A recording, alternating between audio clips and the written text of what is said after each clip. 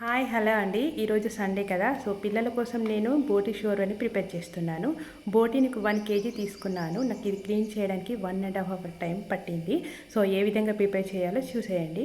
Cooker పెట్టుకున్న తర్వాత నూనె వేడయ్యాక మసాలాలు వేసుకోండి. మసాలాలు వేడయ్యే తర్వాత 2 పచ్చిమిర్చీలు, అలాగే కట్ చేసి పెట్టుకున్నటువంటి తగినంత ఉల్లిపాయలు కూడా వేసి మంచి గోల్డెన్ రంగులోకి వచ్చే వరకు వేయించండి. తర్వాత అల్లం పేస్ట్ కూడా 1 స్పూన్ వేసుకోండి. అది గోల్డెన్ రంగులోకి వచ్చిన తర్వాత కడిగి పెట్టుకున్నటువంటి బోటి ఉంది కదా, అది అందులో వేసుకొని పసుపు, తగినంత కల్లుప్పు వేసుకొని ఒక 2-3 మినిట్స్ నూనెలో ఉడకనివ్వండి. ఈ విధంగా ఉడికిన తర్వాత 1 స్పూన్ కారం, 1 స్పూన్ కొబ్బరి పొడి వేసి కలపండి. అయితే బోటి ఉడకడానికి మనకు వాటర్ పోసుకుంటాం కాబట్టి చల్లటి నీళ్ళు కాకుండా వేడి నీళ్ళు పోసుకోండి. వేడి నీళ్ళు పోసుకుంటే కర్రీ అనేది తొందరగా కుక్ అవుతుంది, అలాగే టేస్ట్ అనేది బాగుంటుంది. ఈ విధంగా నీళ్ళు పోసుకున్న తర్వాత, వేడి నీళ్ళు పోసుకున్న తర్వాత ఒక 4 విజిల్స్ పెట్టండి. 4 విజిల్స్ ఈ విధంగా అయిపోయాక బోటి కర్రీ రెడీ అయిపోయింది.